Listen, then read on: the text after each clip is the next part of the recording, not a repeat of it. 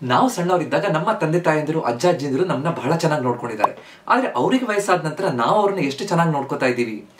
ನಾನು ಮೂಳೆ ಡಾಕ್ಟರ್ ಆಗಿ ಪ್ರತಿದಿನ ಮನೇಲೇ ಬಿದ್ದು ಬಂದಿರೋರನ್ನ ನೋಡ್ತಾ ಇರ್ತೀನಿ.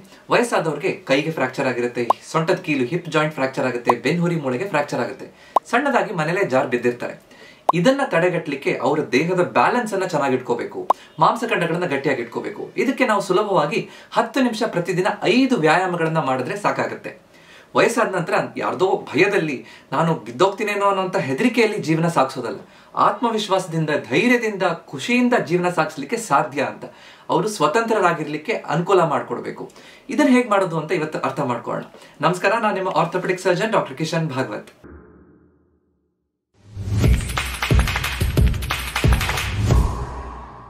ಈ ವಿಷಯ ಎಲ್ಲರಿಗೂ ಪ್ರಸ್ತುತ ಮತ್ತು ಅವಶ್ಯಕತೆ ಇರುವಂತಹ ಟಾಪಿಕ್ ಅಂತ ನಿಮ್ಗೆ ಅನ್ಸಿದ್ರೆ ದಯವಿಟ್ಟು ಈ ವಿಡಿಯೋನ ಲೈಕ್ ಮಾಡಿ.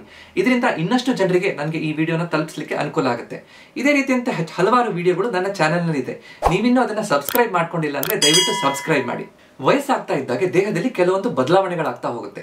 ನಮ್ಮ ಮಾಂಸಖಂಡಗಳು ವೀಕ್ ಆಗ್ತಾ ಹೋಗುತ್ತೆ. ಸಾರ್ಕೋಪೀನಿಯಾ, ಮಾಂಸಖಂಡಗಳು ಕ್ಷೀಣಿಸ್ತಾ ಬಂದ ಹಾಗೆ ನಮಗೆ ಸಾಮಾನ್ಯವಾಗಿ ಪ್ರತಿನಿತ್ಯ ಮಾಡುವಂತ ಕೆಲಸ, ಕುರ್ಚಿಯಿಂದ ಕೂತ್ಕೊಂಡು ಹೇಳುವಂತಹದ್ದು, ಏರುಪೇರು ಕಡೆ ನಡೆಯುವಂಥದ್ದು, ಇದೆಲ್ಲ ಕಷ್ಟ ಆಗ್ತಾ ಬರುತ್ತೆ. ಅವಾಗ ನಾನೆಲ್ಲಿ ಬಿದ್ದೋಗ್ತೀನೇನೋ ಅನ್ನೋಂಥ ಭಯ ಬರುತ್ತೆ. ಅದರ ಜೊತೆಗೆ ಕೀಲ್ಗಳಲ್ಲಿ ಸವಕಳಿ ಬಂದು ಕೀಲ್ಗಳು ಸ್ಟಿಫ್ ಆಗ್ತಾ ಬರುತ್ತೆ, ಬಿಗಿತಾ ಬರುತ್ತೆ, ನೋವು ಬರುತ್ತೆ, ಸೆಳೆತ ಬರುತ್ತೆ. ಆವಾಗ ನನಗೆ ಮೆಟ್ಲು ಹತ್ತಿ ಇಳಿಯಕ್ಕೆ ಆಗಲ್ಲ. ಮುಂಚೆ ನಾನು ಇಷ್ಟು ದೂರ ನಡೀತಿದ್ದೆ, ಈಗ ನಡೆಯೋಕ್ಕಾಗಲ್ಲ, ಒಂದು ಹೆಜ್ಜೆ ಇಡೋದೇ ಕಷ್ಟ ಆಗುತ್ತೆ ಅಂತ ಹೇಳಿ ಹಲವಾರು ಜನ ಹೇಳ್ತಿರ್ತಾರೆ. ಅದರ ಜೊತೆಗೆ ವಯಸ್ಸಾಗ್ತಿದ್ದಾಗೆ ನಮ್ಮ ದೃಷ್ಟಿ ಕ್ಷೀಣಿಸ್ತಾ ಬರುತ್ತೆ. ಕ್ಯಾಟ್ರಾಕ್ಟ್ ಬರ್ಬೋದು, ಗ್ಲಾಕೋಮಾ ತೊಂದರೆ ಬರ್ಬೋದು. ಆವಾಗ ನೋಡದೆ ಕಾಣದೆ ಎಲ್ಲಿ ಅಡ್ಡ ಇದೆ ಅಂತ ಏನೋ ಕಾಲಿಗೆ ಬಡಿಸ್ಕೊಂಡು ಕೆಳಗಡೆ ಬೀಳುವಂತ ಸಾಧ್ಯತೆ ಇರ್ಬೋದು. ಅದೇ ರೀತಿ ವಯಸ್ಸಾಗ್ತಿದ್ದ ಹಾಗೆ ಡಯಾಬಿಟಿಸ್ ಬರ್ಬೋದು, ನರದ ಸಮಸ್ಯೆ ಬರ್ಬೋದು, ಡಯಾಬಿಟಿಕ್ ನ್ಯೂರೋಪತಿ ಅಥವಾ ಬೇರೆ ನರದ ಸಮಸ್ಯೆ ಇದ್ದಾಗ ನಮ್ಮ ಮೆದುಳು ಮತ್ತು ನರಗಳ ಮಧ್ಯದಲ್ಲಿರುವಂತಹ ಆ ತಾಳ್ಮೇಳ ಹೋದಾಗ ಅವಾಗ ಬೀಳುವಂತ ಸಾಧ್ಯತೆ ಹೆಚ್ಚು ಅಂತ ಹೇಳ್ಬೋದು. ಅದರ ಜೊತೆಗೆ ನಮ್ಮ ಕಿವಿಯಲ್ಲಿರುವಂತಹ ಸೆಮಿ ಸರ್ಕ್ಯುಲರ್ ಕೆನಾಲ್ಸ್ ಅಂತ, ಅದು ದೇಹದ ಸಮತೋಲನ ಬ್ಯಾಲೆನ್ಸ್ ಅನ್ನ ಮೇಂಟೈನ್ ಮಾಡುತ್ತೆ. ವಯಸ್ಸಾಗ್ತಿದ್ದಾಗ ಅದು ಕೂಡ ವೀಕ್ ಆಗ್ತಾ ಬಂದಾಗ ಬೀಳುವಂತ ಸಾಧ್ಯತೆ ಇರುತ್ತೆ. ಆದ್ರೆ ಎಲ್ಲರೂ ಕೂಡ ಬೀಳ್ಬೇಕಾ? ಖಂಡಿತ ಇಲ್ಲ. ನಮ್ಮ ದೇಹ ಎಷ್ಟು ಚೆನ್ನಾಗಿ ನಮ್ಗೆ ದೇವ್ರು ಮಾಡ್ಕೊಟ್ಟಿದ್ದಾರೆ ಅಂತಂದ್ರೆ 60 ವರ್ಷ ಆಗಿರ್ಬೋದು, 80 ವರ್ಷ ಆಗಿರ್ಬೋದು, ಸರಿಯಾದ ರೀತಿಯಲ್ಲಿ ನಮ್ಮ ದೇಹವನ್ನ ಟ್ರೈನ್ ಮಾಡಿದ್ರೆ ನಾವು ಯಾವುದೇ ವಯಸ್ಸಿನಲ್ಲಿ ನಮ್ಮ ದೇಹವನ್ನ ಗಟ್ಟಿ ಮಾಡ್ಕೊಳ್ಳಿಕ್ಕೆ ಸಾಧ್ಯ. ಇದನ್ನ ನ್ಯೂರೋಪ್ಲಾಸ್ಟಿಸಿಟಿ ಅಂತೀವಿ. ಪ್ರತಿದಿನ 10 ನಿಮಿಷ ಯಾವ 5 ವ್ಯಾಯಾಮಗಳನ್ನ ಮಾಡೋದ್ರಿಂದ ಇದನ್ನ ನಾವು ಸಾಧಿಸಿ ತೋರಿಸಬಹುದು ಅನ್ನೋದನ್ನ ಇವತ್ತು ಅರ್ಥ ಮಾಡ್ಕೊಳ್ಳೋಣ. ಮೊದಲನೇ ವ್ಯಾಯಾಮ heel to toe walk, tandem walk ಅಂತ ಹೇಳ್ತೀವಿ. ಇದನ್ನ ನಾವು ಒಂದು ಖಾಲಿ ಆಗಿರುವಂತಹ ರೂಮಲ್ಲಿ ಅಥವಾ ಸಮತಟ್ಟಾಗಿರುವಂತಹ ಜಾಗದಲ್ಲಿ ಮಾಡಬಹುದು. ನೇರವಾಗಿರುವಂತಹ ಒಂದು ರೆಫರೆನ್ಸ್ ಲೈನ್ ಅನ್ನ ತಗೋಬೇಕು. 2 ಟೈಲ್ಸ್ ಕೂಡಿಸಿರುವಂತಹ ಲೈನ್ ಆಗಿರಬಹುದು, ಅಥವಾ ನಾವು ಒಂದು ಗೆರೆಯನ್ನ ಎಳ್ಕೋಬಹುದು. ಅದೇ ಗೆರೆ ಮೇಲೆ ನಾವು ನೇರವಾಗಿ ನಡ್ಕೊಂಡು ಹೋಗುವಂಥದ್ದು. ನಡೆಯೋದು ಹೇಗೆ ಅಂತಂದ್ರೆ, ಒಂದು ಪಾದ ಇಟ್ಟ ನಂತರ ಮುಂದಿನ ಪಾದ ಇಡಬೇಕಾದ್ರೆ ಅದರ ಹಿಮ್ಮಡಿ ಎದುರುಗಡೆ ಇರುವಂತಹ ಬೆರಳಿಗೆ ತಾಗಿಸ್ಕೊಂಡು ಹೋಗ್ಬೇಕು. ಹೆಜ್ಜೆಯ ಮೇಲೆ ಹೆಜ್ಜೆ ನಿಕ್ಕುತ್ತಾ ಅಂತ ಹಾಡಿದೆ. ಅದೇ ರೀತಿ ಒಂದ್ರ ಮೇಲೆ ಒಂದು ಹೆಜ್ಜೆಯನ್ನ ಮುಂದೆ ಇಟ್ಕೋತಾ ನಿಧಾನವಾಗಿ ನಾವು ಮುಂದೆ ಹೋಗ್ಬೇಕು ಅಂತ. ನಮ್ಮ ಪಕ್ಕದಲ್ಲಿ ಒಂದು ಗೋಡೆ ಇದ್ರೆ ಅಥವಾ ಒಂದು 3-4 ಕುರ್ಚಿಯನ್ನ ಪಕ್ಕದಲ್ಲಿ ಇಟ್ಕೊಂಡ್ರೆ ಸ್ವಲ್ಪ ಬ್ಯಾಲೆನ್ಸ್ ತಪ್ಪಿದ್ರೆ ಹಿಡ್ಕೊಳ್ಳಿಕ್ಕೆ ಅವಕಾಶ ಇರುವಂತಹ ಸ್ಥಳದಲ್ಲಿ ನಾವು ಮಾಡಬೇಕು ಅಂತ. ಇದನ್ನ ಪ್ರತಿನಿತ್ಯ 1 ನಿಮಿಷ ಮಾಡಬೇಕು. 1 ನಿಮಿಷ ಅಂದ್ರೆ ಒಂದು ದೊಡ್ಡ ರೂಮಲ್ಲಿ ಒಂದು 2-3 ಸಲ ಹೋಗಿ ಬರೋದು ಅಂತ ಕೂಡ ಅನ್ಕೋಬಹುದು. 2-3 ಸಲ ಒಂದು ರೂಮಲ್ಲಿ ಅಥವಾ ಒಂದು ನಿಮಿಷ ತನಕ ಈ ತರ ಓಡಾಡೋದ್ರಿಂದ ನಮ್ಮ ಮೆದುಳಿಗೆ, ನಮ್ಮ ಕೈಕಾಲುಗಳಿಗೆ, ನಮ್ಮ ಮಾಂಸಖಂಡಗಳಿಗೆ, ನಮ್ಮ ಕಿವಿ ಒಳಗಡೆ ಇರುವಂತಹ ವೆಸ್ಟಿಬ್ಯುಲರ್ ಸಿಸ್ಟಮ್ಗೆ ಒಂದು ರೀತಿಯಾದಂತಹ ಕೋಆರ್ಡಿನೇಷನ್ ಹೆಚ್ಚುತ್ತಾ ಹೋಗುತ್ತೆ. ನಮ್ಮ ಮೆದುಳು ಒಳಗಡೆ ಸೆರೆಬೆಲ್ಲಮ್ ಅಂತ ಇರುತ್ತೆ. ಆ ಭಾಗ ನಮ್ಮ ಬ್ಯಾಲೆನ್ಸ್ ಅನ್ನ ಸರಿಯಾಗಿ ಕಾಪಾಡ್ಕೊಳ್ಳಿಕ್ಕೆ ಮುಖ್ಯವಾದಂತಹ ಭಾಗ. ಇದು ಚೆನ್ನಾಗಿ ಟ್ರೈನ್ ಆಗುತ್ತೆ. ನಮ್ಮ ಪಾದಗಳಲ್ಲಿ ಇರುವಂತಹ ಮಾಂಸಖಂಡಗಳು, ಅದರಲ್ಲಿರುವಂತಹ ಪ್ರೋಪ್ರಿಯೋಸೆಪ್ಟರ್ಸ್, ನನ್ನ ಪಾದ ಎಲ್ಲಿ ಇಡ್ತಾ ಇದ್ದೀನಿ, ಯಾಕಂದ್ರೆ ಒಂದೇ ಲೈನಲ್ಲಿ ನಡಿಬೇಕಾದ್ರೆ ನನಗೆ ಸರಿಯಾದ ರೀತಿಯಲ್ಲಿ ನನ್ನ ಹೆಜ್ಜೆ ಇಟ್ಟಿದ್ದೀನಾ ಅನ್ನುವಂತಹ ಅದನ್ನ ನಮ್ಮ ಮೆದುಳು ಕರೆಕ್ಟ್ ಆಗಿ ಅದನ್ನ ಸೆನ್ಸ್ ಮಾಡ್ತಾ ಇರುತ್ತೆ. ಇದು ನಾವು ಎಲ್ಲೋ ಒಂದು ಸಣ್ಣ ಜಾಗದಲ್ಲಿ ಹೋಗ್ಬೇಕಾದ್ರೆ, ಬಾತ್ರೂಮ್ ಇಂದ ಹೊರಗಡೆ ಬರ್ಬೇಕಾದ್ರೆ, ಅಥವಾ ಸಣ್ಣ ಓಣಿಯ ಒಳಗಡೆ ಹೋಗ್ಬೇಕಾದ್ರೆ ನಾವು ಸರಿಯಾಗಿ ಧೈರ್ಯದಿಂದ ನಡಿಲಿಕ್ಕೆ ನಮ್ಗೆ ಅನುಕೂಲ ಮಾಡಿಕೊಡುತ್ತೆ. ಸೊ ಈ ರೀತಿಯಾಗಿ ನಮ್ಮ ಮೆದುಳನ್ನ, ನಮ್ಮ ಮಾಂಸಖಂಡಗಳನ್ನ ಟ್ರೈನಿಂಗ್ ಮಾಡ್ತಾ ಹೋಗ್ಬೇಕು. ಇದರಲ್ಲಿ ಏನ್ ತಪ್ಪುಗಳು ಮಾಡ್ತಾರೆ? ಕೆಳಗಡೆನೆ ನೋಡ್ತಾ ನಡೆಯುವಂತಹದ್ದು ಸರಿಯಲ್ಲ. ಪ್ರಾರಂಭದಲ್ಲಿ 1-2 ಹೆಜ್ಜೆ ಕೆಳಗಡೆ ನೋಡಬಹುದು, ನಂತರ ನಾವು ಎದುರುಗಡೆ ನೋಡ್ಕೊಂಡು ದೃಷ್ಟಿ ಇಟ್ಕೊಂಡು ನಿಧಾನವಾಗಿ ಮುಂದೆ ಹೋಗುವಂಥದ್ದು. ಕಾಲಿಗೆ ಏನು ಸಿಗದೆ ಇರೋ ರೀತಿಯಲ್ಲಿ ಇಡಬೇಕು. ಇನ್ನೊಂದು ತಪ್ಪು, ತುಂಬಾ ಫಾಸ್ಟ್ ಆಗಿ ನಡೆಯಕ್ಕೆ ಹೋಗುವಂಥದ್ದು ಸರಿಯಲ್ಲ. ಇಲ್ಲಿ ನಾವು ಬೆಳೆಸ್ತಾ ಇರುವಂತಹದ್ದು ಬ್ಯಾಲೆನ್ಸ್. ನಿಧಾನವಾಗಿ, ಎಷ್ಟು ನಿಧಾನವಾಗಿ ಆಗುತ್ತೋ ಅಷ್ಟು ನಿಧಾನವಾಗಿ ನಮ್ಮ ಸ್ಪೀಡಲ್ಲಿ ನಾವು ನಡೆಯುವಂತಹದ್ದು ಕರೆಕ್ಟ್. ವಯಸ್ಸಾದ ನಂತರ ತುಂಬಾ ಫಾಸ್ಟ್ ಆಗಿ ನಡಿಬೇಕು ಅಂತಿಲ್ಲ. ಒಂದೊಂದೇ ಹೆಜ್ಜೆಯನ್ನು ಇಟ್ಕೊಂಡು ಸ್ವಲ್ಪ ಒಂದ್ಸಲ 1-2-3 ಸೆಕೆಂಡ್ ಗ್ಯಾಪ್ ಕೊಟ್ಟು ಮತ್ತೆ ನಡಿಬಹುದು. ಸೊ ಈ ರೀತಿಯಾಗಿ ಸರಿಯಾಗಿ ನಾವು ಪ್ಲಾನ್ ಮಾಡ್ಕೊಂಡು ಕರೆಕ್ಟ್ ಆಗಿ ಅಭ್ಯಾಸ ಮಾಡಿದ್ರೆ ಈ ವಾಕ್ ಇಂದ ನಮ್ಮ ಬ್ಯಾಲೆನ್ಸ್ ಹೆಚ್ಚಾಗ್ತಾ ಬರುತ್ತೆ. 2ನೇ ವ್ಯಾಯಾಮ 1 ಲೆಗ್ ಸ್ಟ್ಯಾಂಡ್, ಒಂದೇ ಕಾಲ್ ಮೇಲೆ ನಿಂತ್ಕೊಳ್ಳುವಂಥದ್ದು.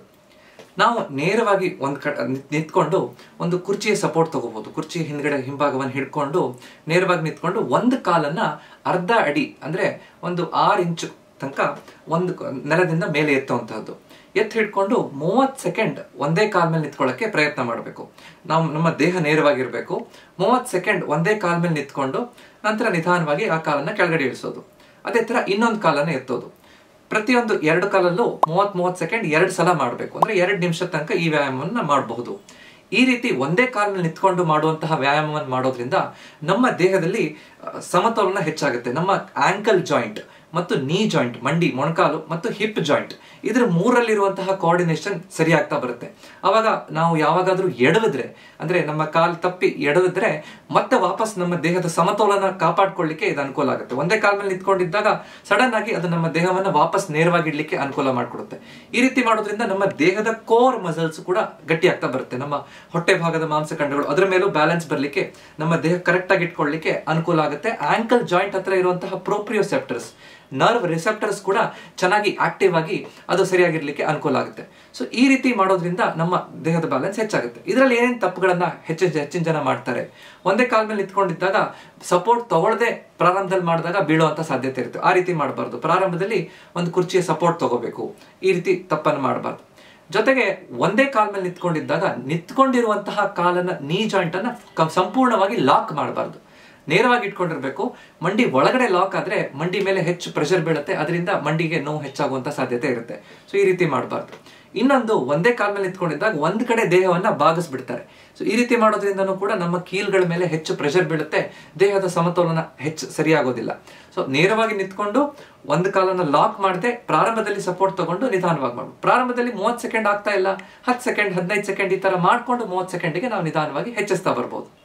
ಮೂರನೇ ವ್ಯಾಯಾಮ ಸೈಡ್ ಲೆಗ್ ರೇಸ್, ಸೈಡ್ ಇಂದ ಕಾಲನ್ನ ಎತ್ತುವಂಥದ್ದು. ಇದನ್ನ ನಾವು ಒಂದು ಕುರ್ಚಿ ಹಿಂದ್ಗಡೆ ನಿಂತ್ಕೊಂಡು, ಕುರ್ಚಿ ಹಿಡ್ಕೊಂಡು ನೇರವಾಗಿ ನಿಂತ್ಕೊಂಡು ಒಂದು ಕಾಲನ್ನ ಸೈಡಿಗೆ ಎತ್ತುವಂತಹದ್ದು. ಎತ್ತಿ ಒಂದು 3 ರಿಂದ 5 ಸೆಕೆಂಡ್ ಹಿಡ್ಕೊಳ್ಳೋದು, ಮತ್ತೆ ವಾಪಸ್ ಬರೋದು. ಈ ರೀತಿ ಮಾಡೋದ್ರಿಂದ ನಮ್ಮ ಹಿಪ್ ಅಬ್ಡಕ್ಟರ್ ಮಸಲ್ಸ್, ಮುಖ್ಯವಾಗಿ ಗ್ಲೂಟಿಯಸ್ ಮೀಡಿಯಸ್ ಅನ್ನುವಂತಹ ಮಾಂಸಖಂಡ ಆಕ್ಟಿವ್ ಆಗ್ತಾ ಬರುತ್ತೆ. ಇದು ನಮಗೆ ನೇರವಾಗಿ ನಡೆಯೋದಕ್ಕಲ್ದೇನೆ ಸೈಡಿಗೆ ದೇಹ ತಿರುಗಿಸ್ಬೇಕಾದ್ರೆ ಬಹಳ ಮುಖ್ಯವಾದಂತಹ ಮಾಂಸಖಂಡ. ಹೆಚ್ಚಿನ ಸಲ ನಾವು ಬೀಳೋದು ಆ ಕಡೆ ಈ ಕಡೆ ತಿರುಗಬೇಕಾದ್ರೆ. ಸೊ ಈ ರೀತಿ ಆಗ್ಬಾರ್ದು ಅಂದ್ರೆ ನಮ್ಮ ಹಿಪ್ ಜಾಯಿಂಟ್ ಅಬ್ಡಕ್ಟರ್ಸ್ ಬಹಳ ಗಟ್ಟಿಯಾಗಿರ್ಬೇಕು. ಸೊ ಒಂದು ಕುರ್ಚಿಯನ್ನು ಹಿಡ್ಕೊಂಡು ನಿಂತ್ಕೊಂಡು ಒಂದೊಂದೇ ಕಾಲು, ಬಲಗಡೆ ಕಾಲು ನಿಧಾನವಾಗಿ ಸೈಡಿಗೆ ಎತ್ತೋದು ಮತ್ತು ವಾಪಸ್ ಬರೋದು. ಈ ರೀತಿ ಒಂದೊಂದು ಕಡೆ 10 ಸಲ ರಿಪೀಟ್ ಮಾಡೋದು. ಅದೇ ಎಡಗಡೆ 10 ಸಲ ರಿಪೀಟ್ ಮಾಡೋದು. 2 ಸೆಟ್ ಇದನ್ನ ಮಾಡೋದ್ರಿಂದ ಬಹಳ ಚೆನ್ನಾಗಿ ಈ ಹಿಪ್ ಅಬ್ಡಕ್ಟರ್ಸ್ ಗಟ್ಟಿ ಆಗ್ತಾ ಬರುತ್ತೆ. ಇದನ್ನ ನಿಂತ್ಕೊಂಡು ಮಾಡ್ಬೋದು ಅಥವಾ ಒಂದು ಕುರ್ಚಿ ಮೇಲೆ ಕೂತ್ಕೊಂಡು ಕೂಡ ಮಾಡ್ಬೋದು. ನಿಂತ್ಕೊಂಡು ಮಾಡಕ್ ಕಷ್ಟ ಆಗುವಂತವ್ರು ಒಂದು ಕುರ್ಚಿ ಮೇಲೆ ಕೂತ್ಕೊಂಡು ನಿಧಾನವಾಗಿ ಒಂದು ಕಾಲನ ಸೈಡಿಗೆ ಎತ್ತುವಂತದ್ದು ಮತ್ತೆ ನಿಧಾನ ವಾಪಸ್ ಬರೋದು. ಇದಕ್ಕೆ ಸೀಟೆಡ್ ಸೈಡ್ ಲೆಗ್ ರೇಸ್ ಅಂತ ಹೇಳ್ತೀವಿ. ಒಂದು ಮಂಚದ ಮೇಲೂ ಇದ್ದು ಕಾಲನ್ನ ಸೈಡಿಗೆ ಮಾಡೋದ್ರಿಂದ ಕೂಡ ನಮ್ಮ ಈ ಹಿಪ್ ಅಬ್ಡಕ್ಟರ್ಸ್ ನ ಗಟ್ಟಿ ಮಾಡ್ಕೋಬಹುದು. ಇದರಿಂದ ನಮ್ಮ ಪೆಲ್ವಿಕ್ ಸ್ಟೆಬಿಲಿಟಿ ಹೆಚ್ಚಾಗುತ್ತೆ. ನಮ್ಮ ವಾಕಿಂಗ್ ಎಬಿಲಿಟೀಸ್, ವಾಕಿಂಗ್ ಬ್ಯಾಲೆನ್ಸ್ ಚೆನ್ನಾಗಿ ಆಗ್ತಾ ಹೋಗುತ್ತೆ. ಸೊ ಈ ವ್ಯಾಯಾಮವನ್ನ ಪ್ರತಿನಿತ್ಯ ಮಾಡ್ಬೇಕು. ಇದರಲ್ಲಿ ಏನೇನು ತಪ್ಪು ಮಾಡ್ತಾರೆ? ಒಂದು ಕುರ್ಚಿ ಹಿಡ್ಕೊಳ್ದೆ ಮಾಡುವಂತಹದ್ದು ತಪ್ಪು. ಕಾಲನ್ನ ಎತ್ತಬೇಕಾದ್ರೆ, ಸೈಡಿಗೆ ಎತ್ತಬೇಕಾದ್ರೆ ದೇಹವನ್ನ ವಾಲಿಸಬಾರ್ದು. ಅವಾಗ ಹಿಪ್ ಜಾಯಿಂಟ್ ಅಲ್ಲಿ ಮೂವ್ಮೆಂಟೇ ಆಗೋದಿಲ್ಲ. ಸೊ ಹಿಪ್ ಜಾಯಿಂಟ್ ಅಲ್ಲಿ ಮೂವ್ಮೆಂಟ್ ಆಗ್ಬೇಕಂದ್ರೆ ದೇಹ ನೇರವಾಗಿದ್ದು ಕಾಲ್ ಸೈಡಿಗೆ ಹೋಗ್ಬೇಕು. ಯಾವುದೇ ರೀತಿ ಜರ್ಕ್ ಅನ್ನ ಕೊಡಬಾರ್ದು. ತುಂಬಾ ಜಾಸ್ತಿ ಎತ್ತಿದ್ರು ತಪ್ಪಾಗ್ತಾ ಹೋಗುತ್ತೆ. ಸ್ವಲ್ಪ ಸ್ಟ್ರೆಂತ್ ಬರ್ತಾ ಇದೆ ಅಂತ ಆದ್ಮೇಲೆ ಆಂಕಲ್ ಜಾಯಿಂಟಿಗೆ ಬೇಕಾದ್ರೆ ಆಂಕಲ್ಗೆ 1 ಅಥವಾ 2 kg ತೂಕವನ್ನು ಹಾಕೊಂಡು ಎತ್ತೋದ್ರಿಂದ ಇನ್ನಷ್ಟು ಮಾಂಸಖಂಡಗಳನ್ನ ಗಟ್ಟಿ ಮಾಡ್ಕೋಬಹುದು. ಇದೇ ರೀತಿ ಹಿಪ್ ಎಕ್ಸ್ಟೆನ್ಸರ್ ಸ್ಟ್ರೆಂಥನಿಂಗ್ ಅಂತಾನೂ ಮಾಡಬಹುದು. ಹಿಂದಕ್ಕೆ ಕಾಲನ್ನ ನೇರವಾಗಿ ಮಾಡೋದ್ರಿಂದ ನಮ್ಮ ಪೃಷ್ಠಭಾಗದಲ್ಲಿರುವಂತಹ ಮಾಂಸಖಂಡಗಳು ಅದು ಗಟ್ಟಿ ಆಗ್ತಾ ಹೋಗುತ್ತೆ. ಸೊ ಇದೆರಡು ಗಟ್ಟಿ ಆದ್ರೆ ನಮ್ಮ ದೇಹದ ಬ್ಯಾಲೆನ್ಸ್ ಚೆನ್ನಾಗಿರುತ್ತೆ. 4ನೇ ವ್ಯಾಯಾಮ ಮಾರ್ಚಿಂಗ್ ಇನ್ ಪ್ಲೇಸ್ ಅಥವಾ ಸ್ಟ್ಯಾಂಡಿಂಗ್ ಮಾರ್ಚ್ ಅಂತ ಹೇಳ್ತೀವಿ. ಅಂದ್ರೆ ನಿಂತ್ಕೊಂಡಲ್ಲೇ ನಡೆಯುವಂತಹದ್ದು. ನಾವು ನೇರವಾಗಿ ನಿಂತ್ಕೊಂಡು, ಅವಶ್ಯಕತೆ ಇದ್ರೆ ಸೈಡಿಗೆ ಒಂದು ಸಪೋರ್ಟ್ ಹಿಡ್ಕೊಂಡು ನಿಂತ್ಕೊಂಡು ಒಂದೊಂದೇ ಕಾಲನ್ನ ಮೇಲಕ್ಕೆತ್ತಿ ನಾವು ವಾಕ್ ಮಾಡುವಂಥದ್ದು. ನಿಂತಲ್ಲೇ ಮುಂದೆ ಹೋಗಬಾರ್ದು, ನಿಂತ್ಕೊಂಡಲ್ಲೇ ಕಾಲನ್ನ ಮೇಲಕ್ಕೆ ಕೆಳಗೆ ಮಾಡ್ತಾ ಹೋಗುವಂಥದ್ದು. ಎಷ್ಟಾಗುತ್ತೋ ಅಷ್ಟು ಮಂಡಿಯನ್ನ ನಮ್ಮ ಎದೆ ಭಾಗದ ಹತ್ರ ತಗೊಂಡ್ ಬರ್ಲಿಕ್ಕೆ ಪ್ರಯತ್ನ ಮಾಡಬೇಕು. ಅಂದ್ರೆ ಕಾಲನ್ನ ಮೇಲೆತ್ತೋದು, ಬಲಗಡೆ ಕಾಲು ನಂತರ ಎಡಗಡೆ ಕಾಲು, ಕೈಗಳನ್ನ ನಿಧಾನವಾಗಿ ಸ್ವಿಂಗ್ ಮಾಡ್ತಾ ಹೋಗ್ಬೇಕು. ಅವಾಗ ನೇರವಾಗಿರ್ಬೇಕು. ಈ ರೀತಿ ಮಾಡೋದ್ರಿಂದ ನಮ್ಮ ಮೆದುಳಿಗೆ ಮೋಟಾರ್ ಪ್ಲಾನಿಂಗ್ ಮಾಡ್ಲಿಕ್ಕೆ, ಅಂದ್ರೆ ನಾವು ನಡೆಯೋದನ್ನ ಪ್ಲಾನ್ ಮಾಡ್ಲಿಕ್ಕೆ ಅನುಕೂಲ ಆಗ್ತಾ ಹೋಗುತ್ತೆ. ಈ ರೀತಿ ಮಾಡೋದ್ರಿಂದ ನಮ್ಮ ದೇಹದಲ್ಲಿ ಆ ಬ್ಯಾಲೆನ್ಸ್ ಇಂಪ್ರೂವ್ ಆಗುತ್ತೆ. ನಮ್ಮ ಹಿಪ್ ಜಾಯಿಂಟ್ ಏನಿರುತ್ತೋ, ಹಿಪ್ ಜಾಯಿಂಟ್ ಅನ್ನು ಮಡಚುವಂತಹ ಮಾಂಸಖಂಡಗಳು, ನಮ್ಮ ದೇಹದ ಕೋರ್ ಮಾಂಸಖಂಡಗಳು, ಕಾಲಿನ ಮಾಂಸಖಂಡಗಳು, ಇದಕ್ಕೆ ವ್ಯಾಯಾಮ ಆಗುತ್ತೆ. ಅದು ಗಟ್ಟಿ ಆಗ್ತಾ ಹೋಗುತ್ತೆ. ಕಾಲಿಗೆ ರಕ್ತ ಸಂಚಾರ ಚೆನ್ನಾಗಾಗುತ್ತೆ. ನಾವು ನಡೆಯುವಂತಹ ಭಂಗಿ ಸರಿಯಾಗಿರುತ್ತೆ. ಸೊ ಈ ರೀತಿ ಬ್ಯಾಲೆನ್ಸ್ ಸರಿಯಾಗಿದ್ದಾಗ ನಾವು ಬೀಳುವಂತಹ ಸಾಧ್ಯತೆ ಕಡಿಮೆ ಅಂತ ಹೇಳ್ಬೋದು. ಈ ರೀತಿ ಮಾಡೋದು ಒಂದು 1ರಿಂದ 2 ನಿಮಿಷದ ತನಕ ಇದು ಮಾಡ್ಬೋದು. ಇದು ಒಳ್ಳೆ ವಾರ್ಮ್ ಅಪ್ ಎಕ್ಸರ್ಸೈಸ್ ಅಂತ ಹೇಳ್ತೀವಿ. ಮಾಡೋದ್ರಿಂದ ಎಲ್ಲ ಕಡೆ ನಮ್ಮ ಮಾಂಸಖಂಡಗಳು ಸರಿಯಾಗಿ ಗಟ್ಟಿಯಾಗಿ ಅದಕ್ಕೆ ರಕ್ತ ಸಂಚಾರ ಹೋಗಿ ರೆಡಿ ಆಗ್ಲಿಕ್ಕೆ ಅನುಕೂಲ ಆಗುತ್ತೆ. ಅದ್ರ ಜೊತೆಗೆ ಪ್ರಾರಂಭದಲ್ಲಿ ಒಂದು 30 ಸೆಕೆಂಡಿನ 2 ಸೆಟ್ ಮಾಡಬಹುದು. ಹಾಗೆ 1ರಿಂದ 2 ನಿಮಿಷ ತನಕ ಕಂಟಿನ್ಯೂ ಮಾಡೋದ್ರಿಂದ ಈ ವ್ಯಾಯಾಮದಿಂದ ನಮ್ಮ ಬ್ಯಾಲೆನ್ಸ್ ಹೆಚ್ಚಾಗ್ತಾ ಹೋಗುತ್ತೆ. ಕೆಲವೊಬ್ರು ಇದ್ರಲ್ಲಿ ಏನ್ ತಪ್ಪು ಮಾಡ್ತಾರೆ, ತುಂಬಾ ಫಾಸ್ಟ್ ಆಗಿ ಮಾಡಕ್ ಹೋಗುವಂಥದ್ದು, ತುಂಬಾ ಕಾಲನ್ನು ಎತ್ತುವಂಥದ್ದು, ಈ ರೀತಿ ಮಾಡಬಾರ್ದು. ಎತ್ತಬೇಕಾದ್ರೆ ದೇಹ ಆ ಕಡೆ ಈ ಕಡೆ ವಾಲ್ಬಾರ್ದು, ನೇರವಾಗಿ ಇಟ್ಕೊಂಡು ಆರಾಮಾಗಿ ಮಾಡುವಂತಹದ್ದು ಬಹಳ ಮುಖ್ಯ.